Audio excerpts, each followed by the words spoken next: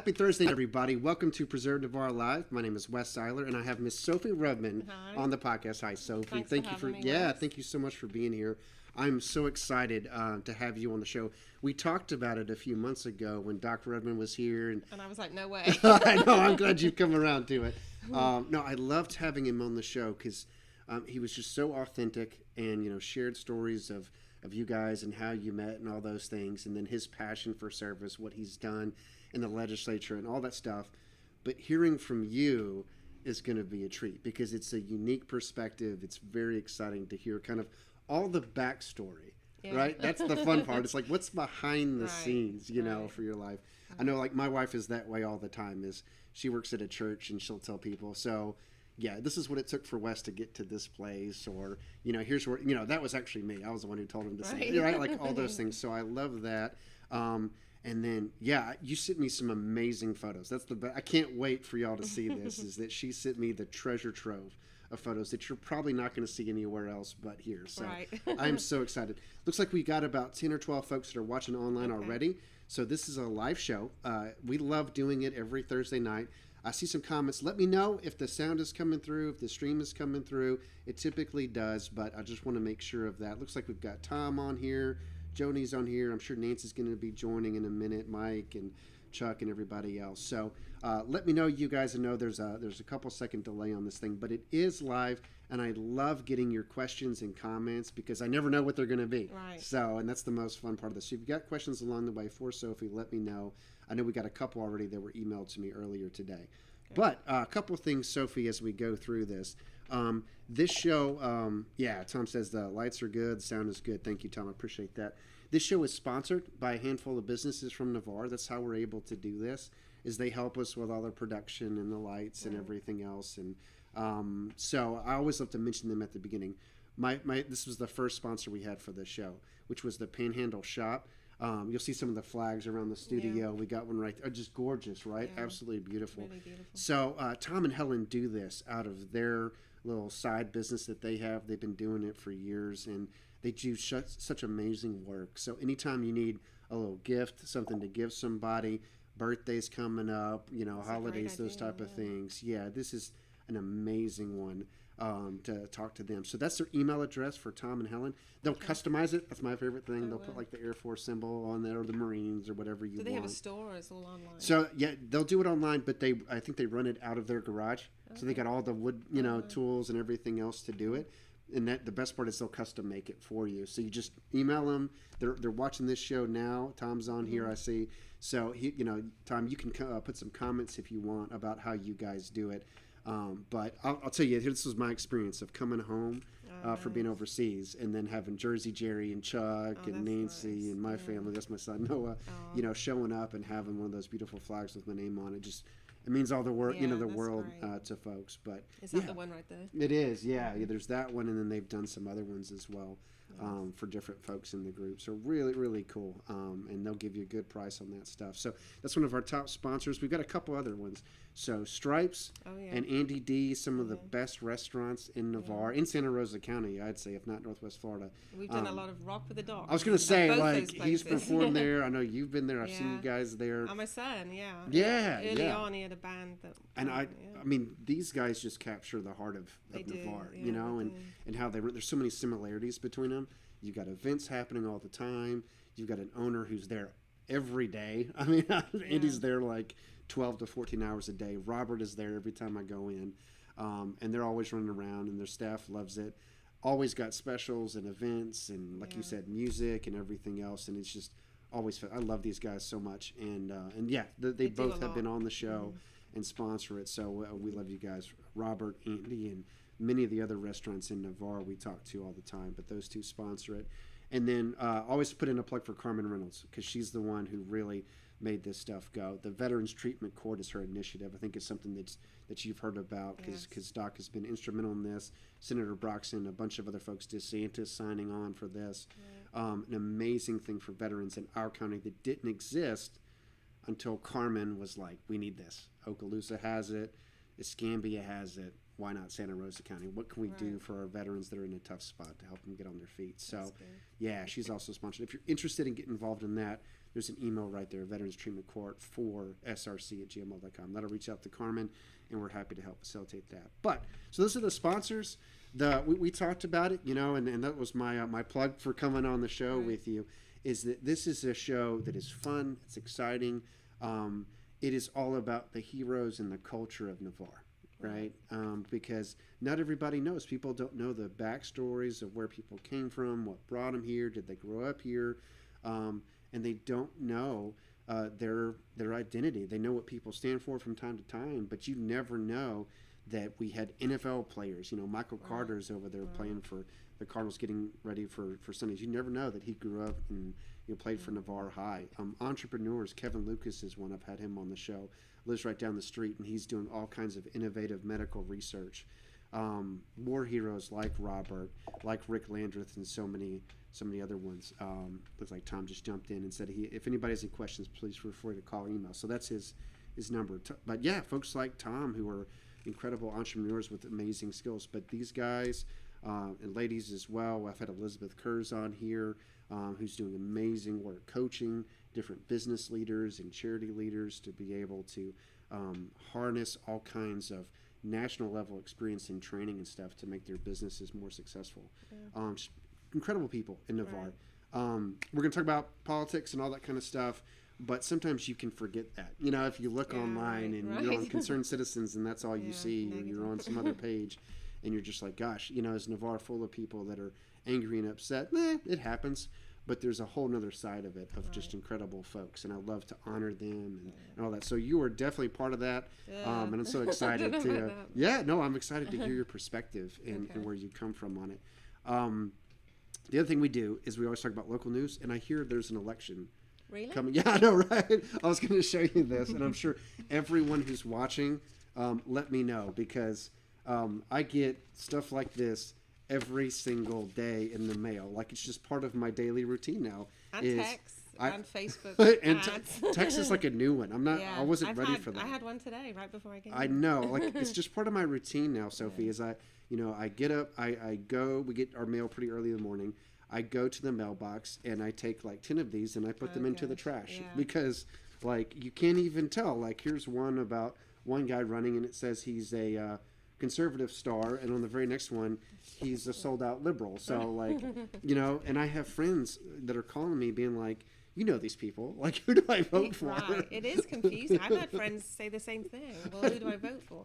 Or the other day I had friends asking about the election, but they were talking about November. I said, you realize we have a primary it's right on now. the 20th. Yeah, yes, you have to vote. Right around the corner. So early voting is happening right now. I think you've got maybe one more day to do that. And then next Tuesday, the 20th, is the primary. And that's the big one because so many folks in our area are conservative, are Republicans like us. And so those primaries is where you really decide. Yeah, you decide those. I think you can vote Saturday too. I think the 17th is the last day. Awesome. Yeah, and there's several different locations. VoteSantaRosa.gov is where you can go and see the information. And you guys feel free to post that in the comments and let folks know. I do wish, and I'm guilty of this, before Joel got involved in politics, the local stuff I didn't really get engaged in. Yeah.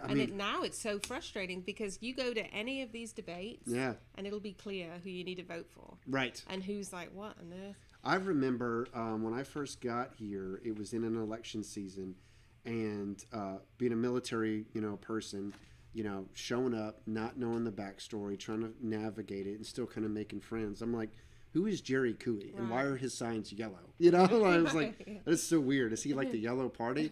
Now I know that guy. Like, we're friends. I know what he stands for. Right. He's not bought and paid for. The yellow comes from his boat, Oh, is that what I didn't know why I thought it was to stand out. Yeah, well, it's a little bit of both. But it's part of his like identity and part of what he stands for is, listen, I am not bought and paid for. I don't take donations from big moneyed interest. And people know me because I've worked, up at the county in every single meeting since the beginning. And who does that? Who spends decades fighting for people and they're not getting paid, but they're pointing out all the things that are wrong with the county? Who does that? Like, he's done that for decades. Right. And now I know that because I've seen him up there and, talked to him. So I'd seen him at the Republican meetings and everything else. So now I know that.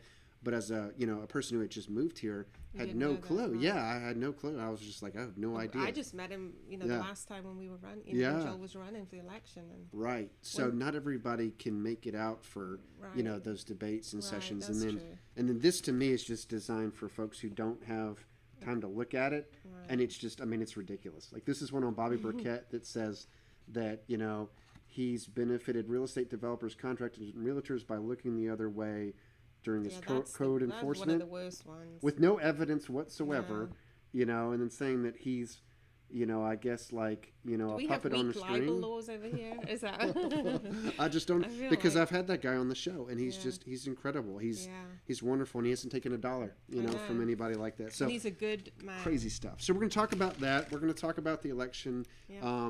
Love to hear your guys' experiences. Like a couple comments have already come in. So let me know what you're seeing, if you're seeing the same stuff in text and things, and how you deal with that. But before we get into really, the fundamentals of that, how to think about it, I want to know more about you, right? So this is this is my favorite part of every show, is kind of getting the backstory of different folks. So because you see them out and about, we see you and Doc doing all kinds of incredible stuff in the community, but how many people know about your life and what brought you here? And I mentioned y'all that she gave me some of the best photos that I've ever seen, right? I always ask people, and maybe I'll get 2 or 3 or 4. Sometimes I get like a black and white photo of Jersey Jerry from the 50s or something. But this tops them all. That's my favorite photo. Okay, I'll show that to my wife because she's the same way. I'm a talker just like Doc is. When we did the show, we were just like, we could have gone for hours and hours because we love talking about Navarre and the community and everything else. But my wife knows when to tell me to shut up. So it sounds like you've got that skill. Yeah, exactly. It's very. I think very that much was needed in Pensacola at the Old Hickory. I think that's fantastic. We were messing around. Yeah, and he was probably trying to sing or something. For sure.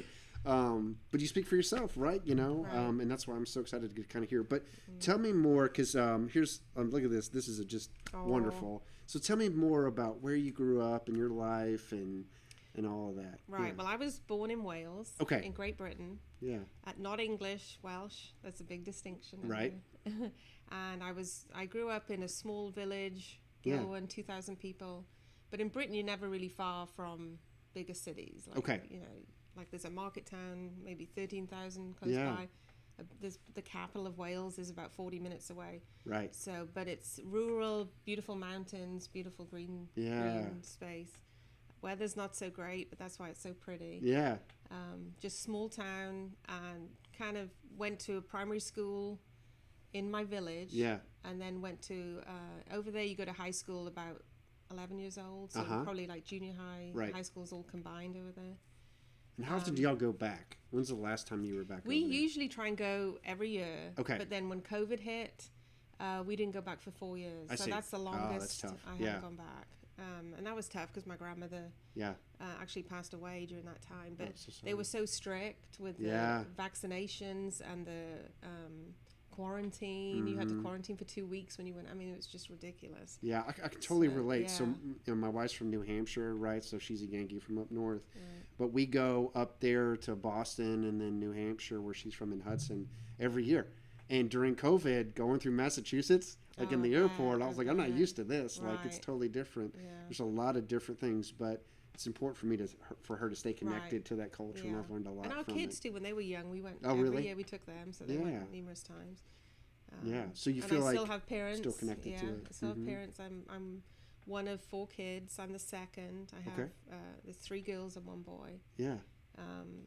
So then where does Joel fit into the equation, right? And I love these pictures too. I love the denim jacket. Yeah. That's so good. So, you're growing up in Wales, right? Right. Did you ever imagine that you'd be here in Florida, married to a doctor, politician? Britain's weird because a lot of people love America and then a lot of people really don't like America. Oh, really? Yeah. Interesting. I was one of the ones I loved. I thought I loved everying America. Oh, I've heard. So why is that? What, I don't know. Probably stupid things like the Coke commercial. Got it. But I don't know. I guess the movies. I just loved all the American stuff. So when I was going to go I went to university. I didn't know what I was going to study. And my friend, we were looking around different universities, and she's like, oh, I'm going to study American studies. I was like, what? And it was just like American history, politics, that kind of thing. And she ended up not doing it, but I thought, oh, that sounds interesting. And you get to spend your junior year in America. And I thought, oh, that's cool. Yeah. So I applied to university. I actually went to university in Wales. It was only about an hour away. Okay. But we didn't have cars and stuff like we have. We had to take the train. So it was like, it wasn't like you could just pop home. Yeah. But I was really homesick. Yeah.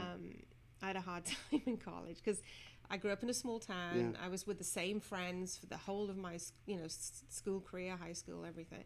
So this is the first time I went away and not know anybody. Right. So I had a hard time adjusting, but I probably met Joel like straight away, I think, pretty much. And he, and it was about right here on that photo. That's great. We were, me and my friend, my roommate and another friend were going to supper.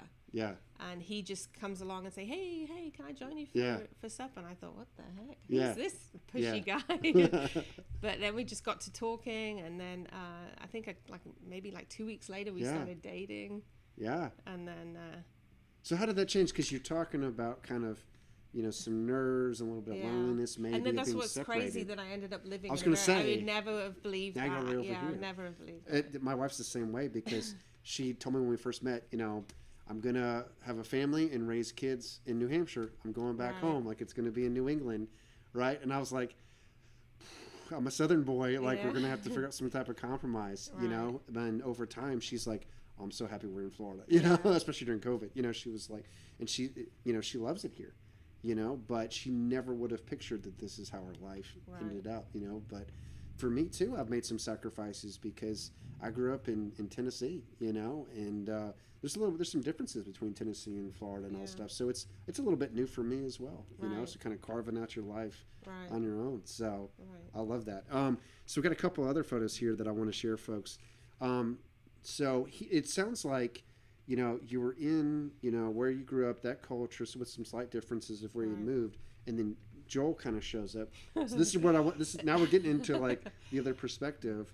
What brought him there, and how did he kind of adapt to that culture, if at all? Right. Well, he was studying at Tulane. Okay. And he did a junior year abroad. Studied abroad. And I think he picked Wales because of Led Zeppelin. There we go. They had a video, or it was on the album cover, the Raglan Castle, which is right next to where I live. I fully believe that. Yeah. So and it had a beach. Yeah. So that's why he picked Swansea. That's where we went to school. Yeah. And that was his junior year abroad. Yeah. So he's the adventurer coming out there, and that's awesome. And I think he started like a whole, I think he met new people. I think he really thrived over there. He did. I think he actually didn't want to come back for a little bit, because he met me and everything. Sure. And that year when he had to go back to America, that was pretty tough. We got engaged 6 months after dating. Did you? My parents must have been like, what? Yeah. But so when did you first come to the States? When did that happen? Well, he went back to America and I went for the summer. So after my freshman year, I went over to America and stayed the whole summer. So maybe 8 weeks. And was that here in Florida, or was it Mississippi? That was in Mississippi. In Mississippi, okay. Yeah, so I spent the whole time with his family, but we traveled around. The first place he took me was the Panhandle. Oh, okay. So I got to see the beaches, and he always dreamt of living here. Yeah. So he wanted. That's the first place he wanted to show me. Yeah. So same. I think that's some yeah, photos. And that's from that trip. That's awesome. Yeah. And we actually, later on down the road, we actually honeymooned in Destin. Did you? Yeah. 3 days. I think it rained every day. But, yeah. But so that was my first. I'd actually been to America with my parents. When I graduated high school, we went to Disney World, of course. I see. And Busch Gardens. Yeah. And so not a real American experience. Of course. But when I came over here, we literally traveled. We came to Florida first, and then we traveled all the way to California. So we went across. We went to places like Dodge City, I remember, Albuquerque, all throughout. Yeah. When did you know, hey, this is going to be great? Because you go from the type of person who's kind of nervous about traveling and being distant to. I think once I met Joel, after the initial, when you get to know each other, and I really fell for him, and then we got engaged. I knew we were going to be together. That's what now I think, gosh, if my daughter did this, I'd be scared to death. I'd be like, what are you doing? You're not going to America. You're not going to transfer universities. What are you doing? But I was just I didn't even think about it. I was so sure about it. Yeah, it's that confidence that comes from there was no doubt. A stable relationship, you know, and it's the same thing with my wife. So she was active duty in the Air Force. She did 6 years in. And I don't think I would have stayed in the Air Force nearly as long if not for her. Because she was always watching my back. You know, she understands what it's like. She's experienced it herself. And we were constantly working together to make each other more confident and stronger in our profession. And she still does that today. Because when I come home and I say, oh my goodness, I've got this to do or that to do, she's like, yeah, I remember, you know. But it's that confidence that you get from a spouse who understands, you know, what you're going through. And I think that's really cool with him is that he's been over there. He knows where you come from. You know, he lived over there. He did the study abroad. So he's a lover of that as well. You know, and I did the same thing, Sophie, is I went up to New England. I just remember, like, I didn't even know there were conservatives in New England. Like, I just thought they were all liberal. Like, I was like, it's just a bunch of agnostics or atheists, and it's liberal, and it's dark, and it's cold, right? And then I go up there, and I met her family. I'm like, oh my gosh, like, these people are awesome. Yet they don't talk with a country accent, but I mean, they're salt of the earth, working class type folks, and I fell in love with them. And you know, a few months later, I'm asking her, Dad, can I marry her, right? And now we go up there once a year and go snowboarding and have our own thing, you know, snow tubing, the whole thing with the kids. That's cool. And so it's kind of part of our culture, even though Florida's the primary, like Florida's the main. Right, exactly. Yeah, and now like you got the photos with DeSantis and all that stuff with Joel. I mean, you guys are in the center of, you know, what's happening in this state, right? What a cool place to be. Yeah. But the fun part of this is getting to kind of relive those memories. There's a lot of work to get there. So describe that to me, because that to me is really fascinating, is, you know, coming over here, establishing a life, and then he makes this decision, and it sounds like you made it too, of getting in this political world, which is just, it's just wild. It is wild. So I've heard his perspective, and I love him to death. I want to hear yours. Right. When he comes to you, this is how it happened. When he comes to you, he says, hey, I'm going to run for state rep. I think what was that like? The first thing was getting that letter in the mail that he got from the Board of Family Practice when they were investigating him. I'm like, oh my gosh. I think it was such a shock that, oh wow, this really is happening to people. Yes. That I kind of understood. Yeah. When he's like, I've got it. You know, you realize, if you don't stand up and fight, you're going to get crushed. Right. It was that kind of push against medical freedom. It was actually scary. So I understood. Now, when there was a bill in the House, and when we went to testify, or he went to testify, when I was there, I had doubts, because you listen to, it looks like they're not even paying attention to you. You go up there and Joel was giving his speech or whatever, and you've got like maybe 2 minutes or even a minute and a half, and they're like, okay, and he had a newspaper, no props. I mean, it's like, are you even listening to us? And then the Democrats would say the most ridiculous, insulting things. And I feel that way at the county sometimes when I go up there and they're like looking at their phones. Yeah, it's so and I'm rude. Like, I know. It's 8:30 in the morning on a Monday. I gave up work for this. And that's what I tell him. Don't ever forget that. Look people in the eye, because that is you just feel disrespected. You're like, people have, driven and spent a whole day missing work to come testify. The least you could do is listen to them and take them seriously. Right. So I had some doubts after that, because I'm like, can you even do anything? But I think you have to be in there to do anything. Yeah, and that's the best part of this, is that, y'all kind of got pulled into it and said we have to make a stand, as opposed to what I see a lot of times, which is people just wanting to be famous or something, like people just want their name that's on actually the worst part of it. It is, it's the worst part of it, is people just doing it for themselves and then figure out other motives. But with you, it was more, hey, somebody's got to do this, and you're the guy. I will say, like at the beginning, they're like, oh, there's this event at the governor's mansion. You're like, oh wow, and like I really liked DeSantis, so meeting him was cool. Yeah. But straight away, you realize you're talking to people, and they're looking over there to see who's more important, and they say, oh, and they just leave, and I'm in the middle of talking, and you think, wow. Right. And then also when you look at these politicians, and they're like, what's your next move? They're always looking like, it's like, wait a minute, this is a huge step, like to be state representative. That's like, that's good. But they're always looking for the next job and the next job. Climbing the ladder. Yeah. And it's like, wow, are you in it? What are you in it for? Are you in it for the people, or are you in it for your career? Right. Yeah. For the ego boost or something or whatever. Yeah. But no, like hearing your perspective on it kind of gives more of where the principles come from and how you got there. So what do you see today? Because he stands up for medical freedom, and this is something that he had said on the podcast with me, is that had a lot of success with that early on. Right. But there's still that you're constantly watching for our rights to be violated, but there's so many other causes that have been taken on by you guys. Right. So do you still feel that same sense of calling and strength? I do, and it comes and goes, to be honest. Does it? Yeah. Sometimes when you get all the negativity and the attacks, and it really, this year especially, put a big strain on our marriage. It's hard. They're gone for a period of time, and then it's just a big strain, and you think, I don't know if I want to do this, but then sacrifice worth it. Yeah. Right. Especially when they attack him, and I feel like, well, they're ruining your reputation. Yeah. And it affects a lot of things: finances, time, family, our kids. They really don't want to be. They're scared of being attacked. Sure. So that's why you're not going to see any photos of my kids today, because they ask not to share them, because it stresses them out. Right. Particularly my daughter, she doesn't want to read nasty things about her dad. Right. And then she worries about me.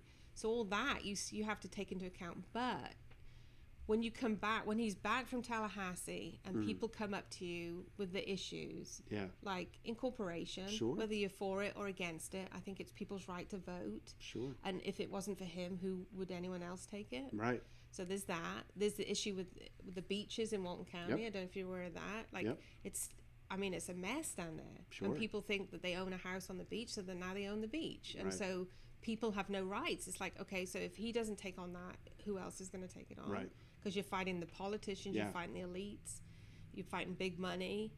And so when these things come up and constituents come up, you're like, you can't let them down. So it's like, it is a battle. Yeah. So let's talk about that. I think that's going to be fun to talk about, is you see that battle happening, and hopefully it's a source of encouragement that you're not the only ones fighting it, right? Yeah. Like, we see that all the time. Right. I had Cindy Hall on here last week. I watched that. And she's talking about the battle she's fighting. I've had Bobby Burkett on here. I've had, talked to Jerry Cooey. I've seen all of these guys, and they're fighting those. The Bobby Burkett one is fascinating, because he and I talked about this months ago, sitting right here, because Bobby was talking about his reasons for running, and it was very similar. It was, I'm a Christian. I feel called to this. I prayed about it. I didn't want to do it, and I feel pulled into it because people said, "Listen, asked it, if anybody's gonna win, it's gonna be and stand up to the establishment. It's gonna be you, man." Right. And so he's talking to his wife, and they get to a place where they say yes, and he feels called to do it. And at the time, it was very quiet, right? It was like very few people knew who he was, and he was just starting out. Now I get text every day about Bobby Burkett, calling him all kinds of names. But I told Bobby, I said, "Hey, man, when you start seeing the negative attacks flying, look at where they're coming from. Very likely that means you're doing something right. Because you're threatening, the establishment. Right. You're going up there talking about how you're not taking money from, people who control things, and you're going to treat folks fair." I was like, yeah, like if they're not threatened by you, then you won't get any mailers. Right. You know what I mean? That's you won't true. get any pushback. So some of it comes down to what is your definition of leadership? And I look at where are the attacks coming from, and if they're coming from, people who have got their hands in some bad stuff, then I want them to be threatened. And where's the encouragement coming from? Is that coming from good, wholesome people? Then keep going. That's true. Yeah, That's that true. helps me a lot, and I see that with Bobby. I see it with Jerry. I see it with a ton of these candidates. But it's tough. I'm sure they're having a hard time. Like when you see blatant lies, right? You're like, I mean, actually, some of them make me laugh. Yeah. I think there was one on Jerry Cooey, and it was so ridiculous. Yeah. Something about a rally he went to, and it's then he didn't. right, that's ridiculous. Yeah, they're like, here's the proof. Somebody across the street was saying something, and it's like, and I mean, that's all they do. Biden, like liberal. It's like there's no thought. It's just stupid and lies and. So if Bobby was here now, what kind of encouragement would you give as someone who's been through this, and Joel has stood up to it and weathered a lot of these storms? Yeah. This guy's in the middle of it right now. Right. I would just say, no, you're right. He keeps talking about God, and he keeps saying, every time I'm around, he says, I look up.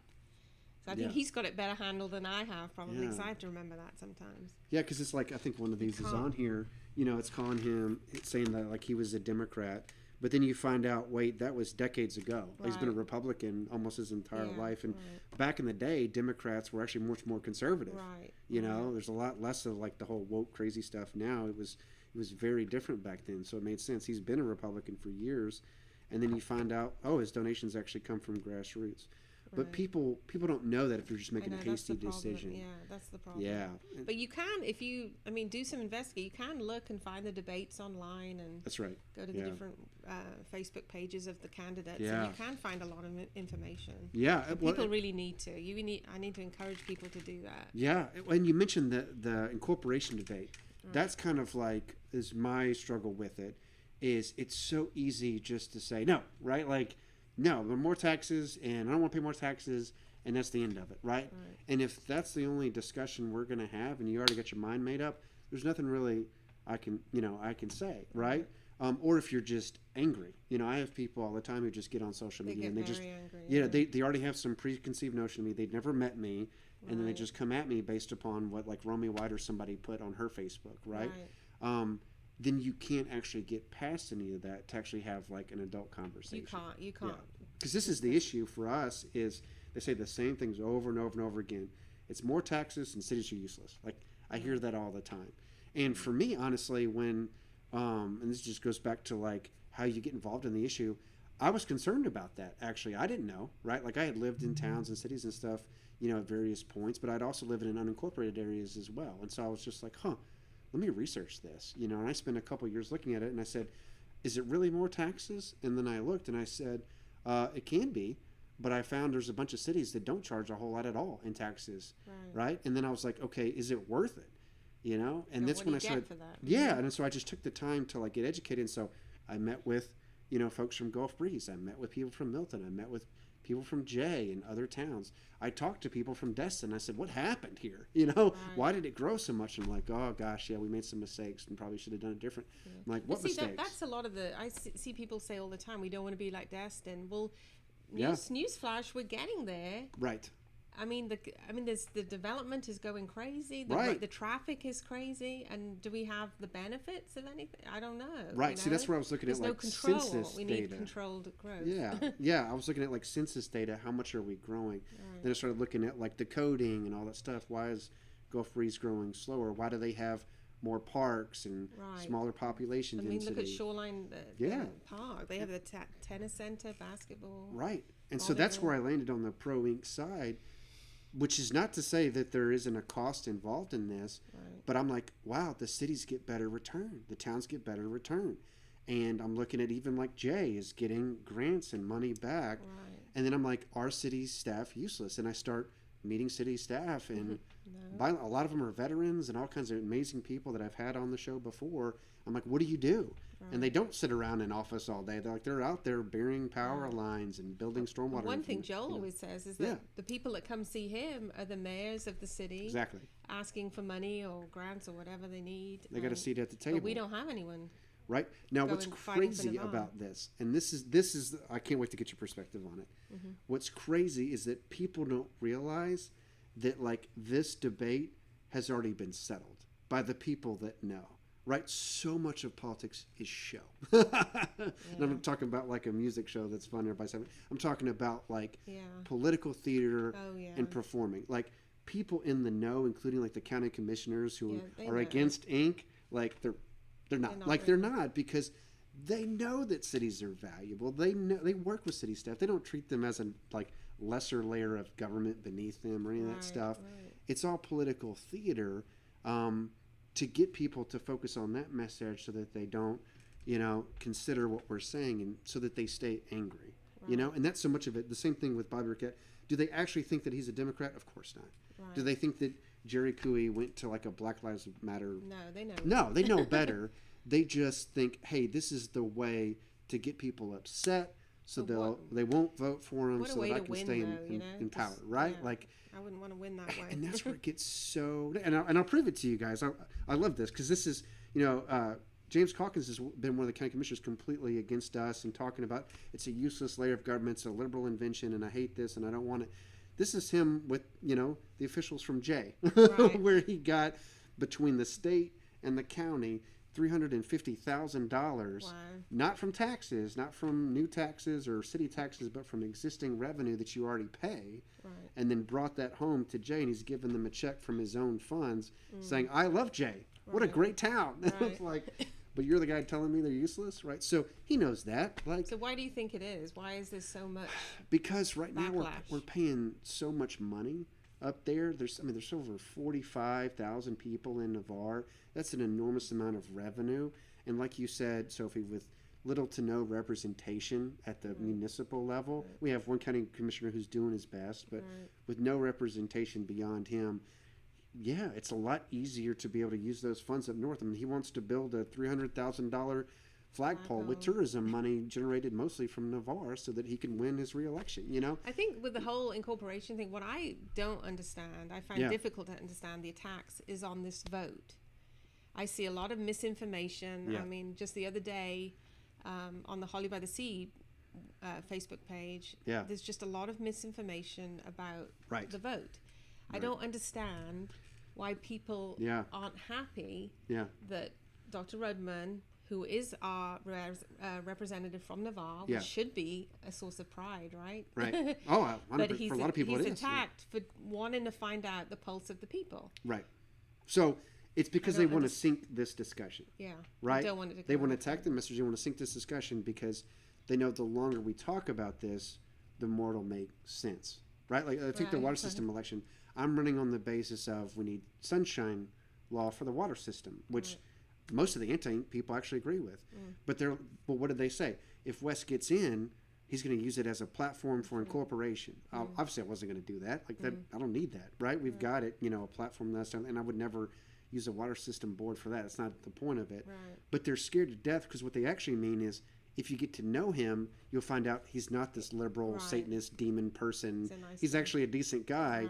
At which point, what else have we been lied to about? Right? And so there's a lot of that with Joel, with Bobby, with Jerry, is they're banking on the fact that people might not get a chance to meet them and talk to them, because if you do, then all of a sudden their stuff is going to make sense. And we see this in the national level too, is people just, they sink them, they're like, come after them and let me tell you what you need to know about this person, because I don't want you to hear from them directly, because all of a sudden then they'll start filling in the gaps. As long as with the anti-ink stuff, if this doesn't work, the more taxes and useless city talk does, then let me just scare you about West so that you don't give him the time of day. Right? And I see this, Sophie, online especially, because what they'll do is they'll activate people and get them real angry to the point that they're not listening. And then people just say, you know what, I'm done with politics entirely. Which you were talking about earlier. If they can't win the debate, then they just, flip the table and sink it and make it so gross. And now we're talking about who so-and-so flipped off so-and-so and like, what did Romy White do? And you've got your little camera angles and playing, with Photoshop. They take Biden and put him next to Jerry Cooey. The two have never met, but you know what? We're going to just do that. And that desperately to destroy a civilized discussion. And as the wife of a politician, sometimes it's hard. Like Joel might say, don't go on Facebook and say anything. Or my daughter might say, don't encourage. And I typically don't. But sometimes when I see like blatant attacks and blatant, like, that's not true. It's my blood boil. It's hard. And I'm respectful. I don't engage. And I very rarely answer people, but I can't take it when it's misinformation like this with this vote. They'll say, oh, well, Dr. Rudman didn't follow the guidelines. There's no guidelines. It's the commissioner's job to put it on the ballot, They do the same thing with petitions. They're like, you didn't do your petitions. Well, I'm you like, don't have to. Based on what law? Like, we even wrote a law for the county commissioners to pass that would have set the petition count really high, actually, and they wouldn't pass it. And I'm like, okay. Like, these little things that people just keep circulating, these untruths, and that's what I find it's part of it. Annoying. So then the question becomes, how do you overcome that? In a world where a lot of things are argued about online and a lot of people pay attention to online stuff, it can be extremely negative and they can get away with that kind of talk.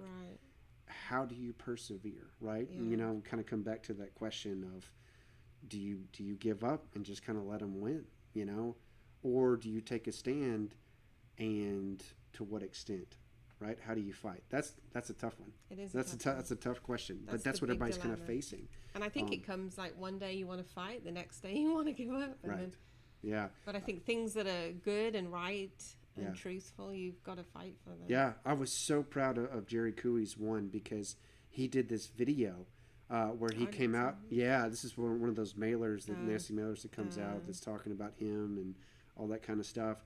He did an incredible video where he's just, let me just clarify the record. And then, you know, he doesn't go after his opponent. And at that point, he just says, here's what you need to know about me, and it's the truth. Right? I think he even smiled at one point, you know, like, right? Like, you know, and I tell him that all the time. I'm like, man, you're winning. You're doing great, you know? And then the other part of it is, and I love the fact that you kind of talked about the political, like, bureaucracy, or like the little ladder.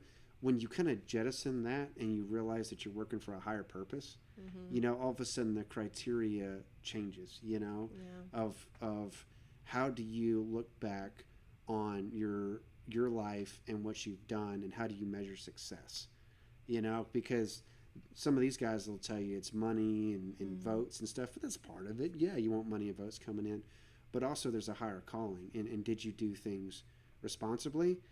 And that's where Catherine helps me. Right. Because she's my conscience in all of this, you know, is she's like I mentioned before, when I think about feedback, I have people close to me who give me that type of feedback. And Sophie, I ask that question to her almost every day. Like, hey, can you look at this post? Is this too aggressive? You know, is it not aggressive enough?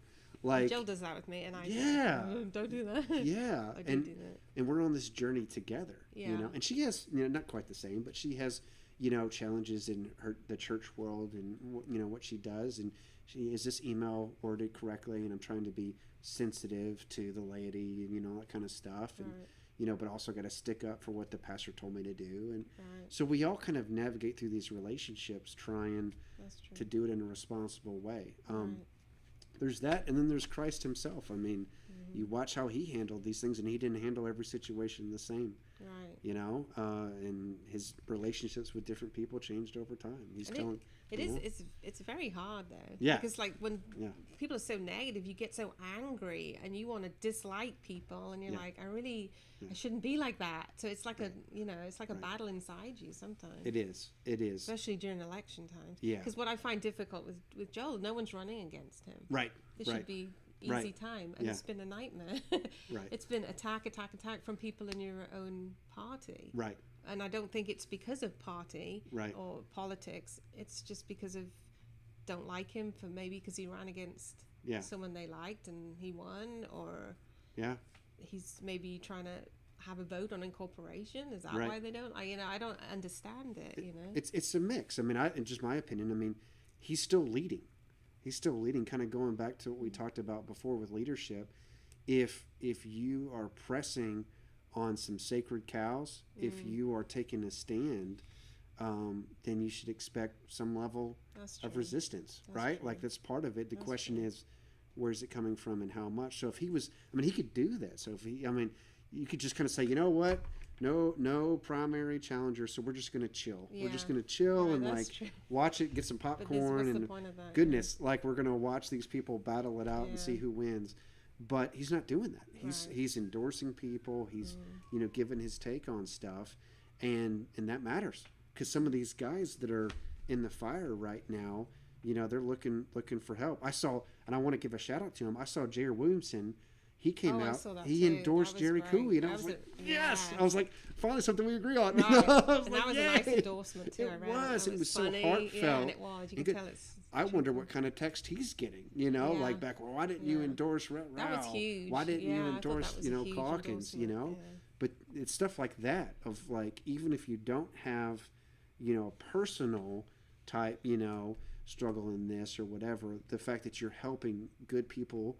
And that's theirs. The thing. When you get to know these people and they're good people, you hate to see the lies written about them, and you're like, people. These are good people. You just want.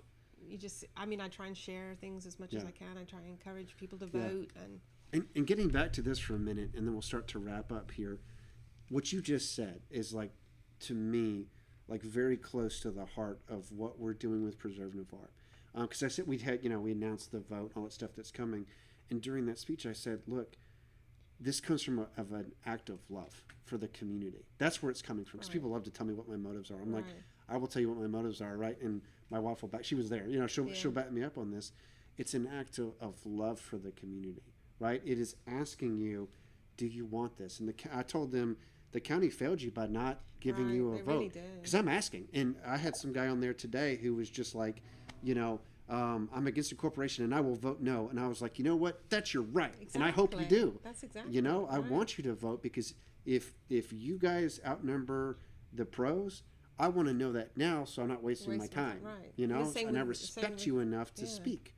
Right? Same with Joel. That's the reason for asking it. Yeah. You don't want to run a bill, then you get back and it's 20% voted. That's why we need to know now. But I will acknowledge that many times in the incorporation movements, we kind of get tunnel vision, and we just get so focused because we see like what's happening in Gulf Breeze. We're like, oh, we could get some infrastructure over here. Or we could minimize some flooding if we just had that over here. Or we see Jay getting these big grants for a small community. Like, imagine how much we could get, and bring that. We could do all kinds of cool stuff. We get excited on it, and then we get tunnel vision of like, when's it going to happen, right? And one of the things that I've always told our group is get back to the relationships. Right. That's the most important. Get to know people, love people, because Sophie, I could give you and Navarre the best plan ever, in corporation, but if people don't trust us to do it, it's worthless, right? So it kind of gets back to that of cutting through social media and all the negativity with genuine relationships. But I think, to be honest, Wes, that's why you're the best guy for the job. No, I appreciate it. I mean, like, knowing I was coming on I'm the here. one that's surviving. I watched you at the county commissioners meeting and everything, and I don't know how you stay so positive. Yeah. And you're... Elizabeth Kurz, she helps me with the positivity. Maybe I need to see it. That in my Bible, But exactly. But I take positivity from the fact that I enjoy taking a stand. I enjoy making a difference. And when I see people get inspired and excited, it makes me glad that I'm doing this. Mm-hmm. And when I see the chance to like turn the other cheek, right? When I see like the negativity online. And sometimes it takes me a minute. I got to take a walk or whatever, something to go after my integrity. It hurts my feelings. But I take a minute and I come back and I told some guy today, I was like, I want you to know one thing, that I love you. Even though you just called me a liar and like Democrat and all this, I love you as a brother, as a Christian, and I'm going to keep fighting for this vote, right? Out of love for you, even though you don't want it, you hate me, whatever.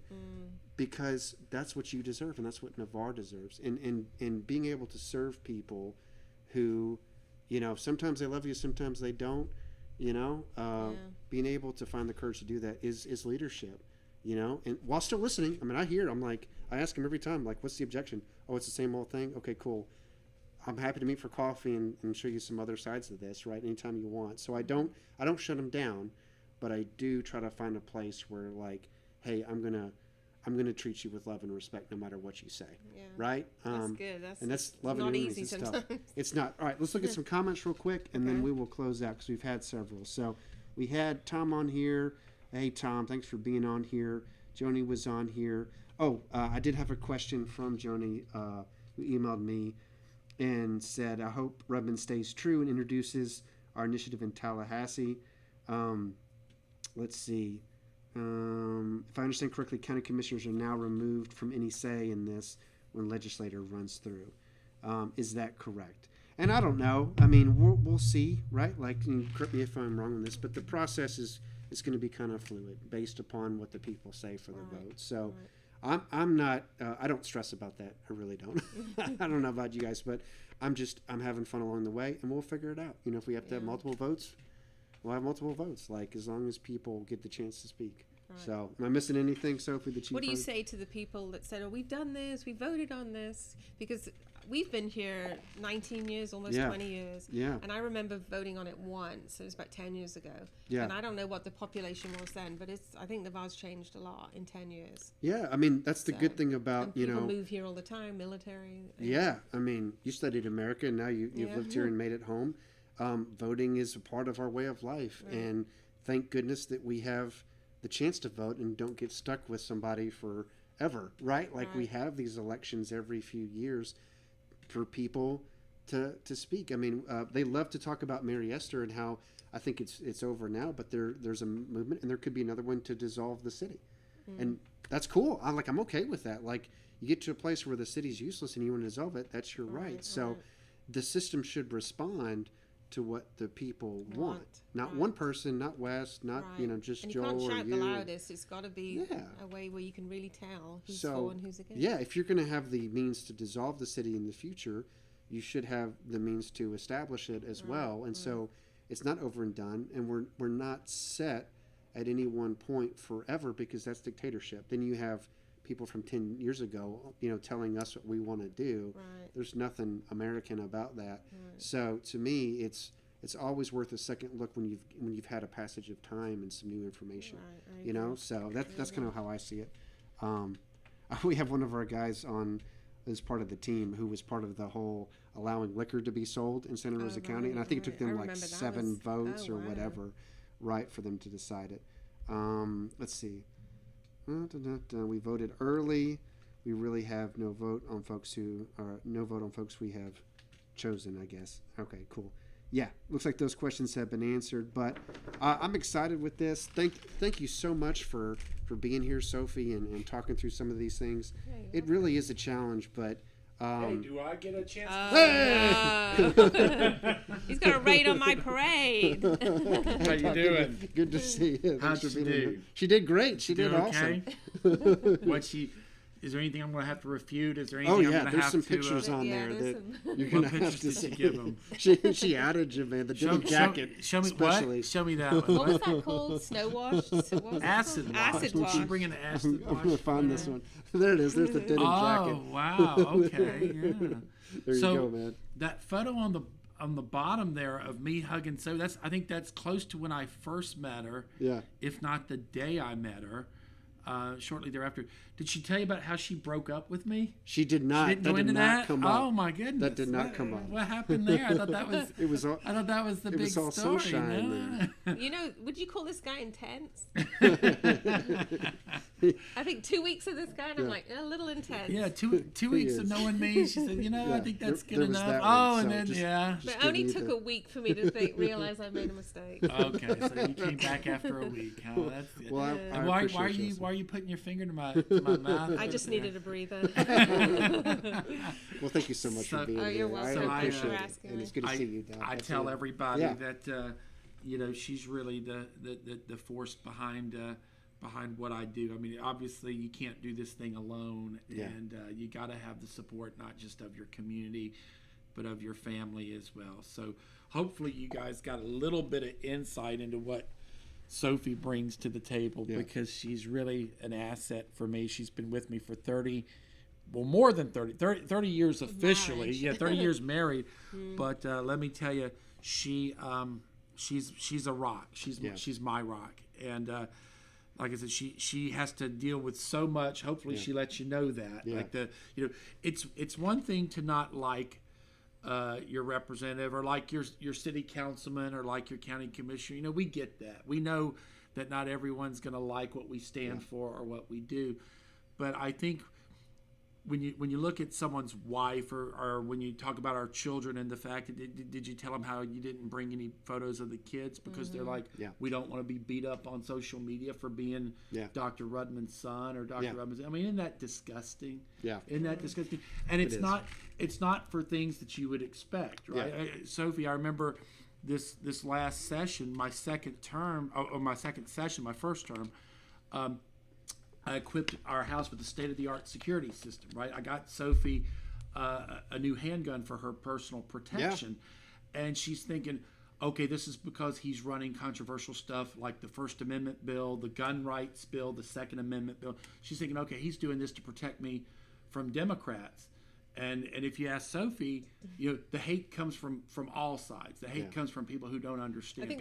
People who are too afraid to get in the arena themselves. Yeah. And so rather than sacrifice what this woman has sacrificed, and rather than sacrifice what you've sacrificed, they sit back on their keyboards and they complain. And so you probably heard a little bit of that from Sophie tonight. And I don't know what else you said, but I'm sure you represented Navarre well. I mean, she's been in this community. I hope it was interesting, guys. I hope I get at least 2 views. She's been in this community for a while now, and what's funny is, I'm sure y'all talked about incorporation a little bit. Yeah. What's funny is when we first had the opportunity to move here, it was 2002. I was getting out of a contract with Sacred Heart, and I had to find a new place to live. And one of the places that we were allowed to move to and not violate my contract was Navarre. I bring Sophie to Navarre in 2002. There's not much here. I don't know if you remember what was here in 2002. Yeah. She drove by Holly by the Sea. She said, where would we get groceries? I mean, where would I get gas? I mean, there's nothing here. So 2002, we moved to Charlotte, North Carolina instead, just briefly. I was pursuing a job as the NASCAR doc at the time. Yeah. I'd worked at Daytona, and so I was hoping to work full-time with NASCAR. Then Hurricane Ivan hit. Yeah. And just being in a place like Charlotte and seeing your hometown, seeing Pensacola, seeing Navarre, seeing these places with the blue tarps. You remember the blue tarps? Oh, yeah. That was front page news in the Charlotte Observer. And so being 8 hours away and realizing, that's our home that took a hit. Right. We really should have been there. We should have been in the thick of that. I mean, I hate to say it, right, because you don't want to lose a house, but that should have been us. And so we started making plans to move back at that point. You know what? Just from 2002 to 2004, life changed so much. I mean, there was so much new development, so many new businesses. There were grocery stores in Navarre, and this is just in a matter of 2 years. Yeah. And so it's funny, I'm sure y'all talked about incorporation. Think how much Navarre's changed in 10 years since the last vote. And people want to act like, oh, we've been there, done that. We've already had our say on incorporation. Yeah. Well, not when Sophie and I were engaged in the process. Probably not when you were engaged in the process, right? I mean, I don't even remember voting on incorporation in 2014. I guess we did, but again, times change, and there's a whole different population here now. There were military members that probably lived here then that don't live here now. There's new military members. There's obviously a lot of people that want to live in the free state of Florida. Yeah. There's a lot of people who might have been happy with their vote in 2014 who didn't want to incorporate, who now look at the status of our county government, who look at the corruption that they believe that they are seeing. They look at what they see as deficient leadership coming from our county, and they say, we think we can do better. We'll take our chances with representative government that lives down the road from us instead of up the highway from us. The case was really made to me by a constituent who said, I'd much rather, when I have something to complain about, Dr. Rudman, instead of driving to see you in Tallahassee, or instead of driving to Milton to complain to a county commissioner who doesn't live in my neighborhood, he said, I'd rather walk 3 doors down the street and knock on the door of a city council member who knows exactly what I'm complaining about. So, it's been an interesting journey. Like I said, this is our home now, and Sophie gave up a lot to be here. When you come from Britain, you don't get to bring your car with you. We didn't talk about that. You don't get to bring your wardrobe with you. You don't get to bring your furniture with you from her bedroom back home. She literally... I was lucky enough that Joel's brother gave me his old Subaru... What was it? I don't even know if it had a name. With the pop-up lights. It was a cooler thing. It was like an 80s car with no AC. air conditioning, and I was in Mississippi. So when you talk about the American dream, when you talk about paying your dues, this young woman here, she came to Florida. She came to America with literally the clothes on her back, and that's it. No money, no car, no inheritance, no nothing. She literally starting from scratch.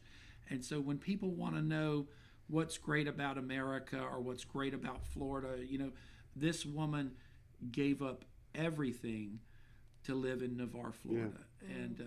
And we love you, Sophie. Hopefully you made us proud. She did. I've enjoyed living here for 20 years. So. Yeah. Thanks for having her, like I said. And like I said, this is my pride and joy right here. Now you know why there's that photo over there. Well, one of the things that I think we all agree on is that America is a special place. It really is. And a big part of that is the people who live here, but also the ideals, right? The ideals that politicians, including your husband, work for the people. They work for the constituents that they answer to us under God. I actually got a little, not to drag this on, but I got a little taste of that when we were apart in college. Or actually, I came over for my junior year, then I had to go back, and then I was trying to transfer because I knew I wanted to get married. So they gave me, I applied for my immigration visa to study, they gave me, the school started in August. Yep. They gave me an interview date for September. And I was like, what on earth? And I'm calling Joel, I'm not going to be able to come. What's going on? And his mom called their representative, and they were able to get me an earlier interview. And I thought, wow. Like in Britain, politics seems like so far away. Like they don't seem to even help you with anything. But that's when I saw it work. But that's what it's supposed to be. It's supposed you have a problem, you go to your representative, and they help you with it. It's the belief that you have rights, that are given from God, and that the reason we have government is to secure and defend those rights. But now we live in a time where so few people understand that. They don't understand why America was built. Just you're going to talk about resistance and controversy and fear. The fear of the American founders going up there saying, hey, we're going to challenge the biggest empire in the world and probably die for doing it. Knowing, and at a time when not everybody agreed in America with this. It was very controversial. There's a whole bunch of loyalists. And so when we talk about resistance and standing up for what's right, that's where I take a lot of my inspiration from. They were willing to die for it. And the government's going to answer to the people, whether they're going to, no matter what they try to do to stop it, we're going to have that chance coming October 12th. So I really appreciate you guys and understanding that vision. And I'm excited for people to have their chance to speak, and we'll see where we go. Yeah, that's what the vote's for. Yeah, so thank you so much for being here again. Thanks for having me. And Doc for showing up as interrupting. well. Y'all have a wonderful night. So we get to do this show once a week, every Thursday night. But y'all let me know who you want to see on the show. We're happy to have them on here. Let me know your thoughts and questions for Sophie, for our sponsors, for Tom and Helen Tuttle and Carmen. Feel free to reach out. Let me know if you'd like me to connect you to them. But thank y'all for being here. We'll see you next Thursday. Have a good night, and God bless. Thank you.